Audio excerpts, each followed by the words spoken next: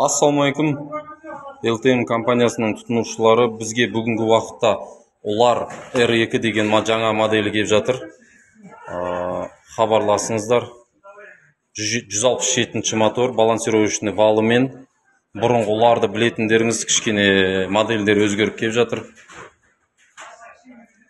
Бүкіл Қазақстанға таратылады.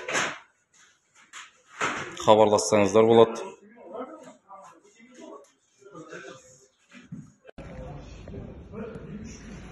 Бүгін міне олар 250 көп жаңа модельдер келіп жатыр. Полный документпен.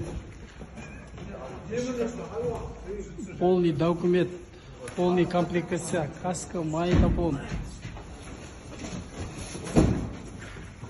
Міне олар 250 жаңа модель.